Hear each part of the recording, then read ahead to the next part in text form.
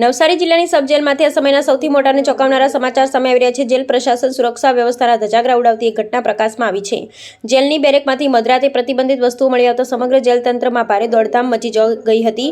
નવસારી સબ jail કે જ્યાં દક્ષિણ ગુજરાત સહિત રાજ્યના વિવિધ જિલ્લાઓમાંથી ગંભીર ગુના આચરીને આવેલા પાકા તેમજ કાચા કામના કેદીઓ સજા કાપી રહ્યા છે। ત્યાં સુરક્ષા વ્યવસ્થા કેટલી પોકળ છે તેનો પુરાવો આ ઘટનાથી મળ્યો છે।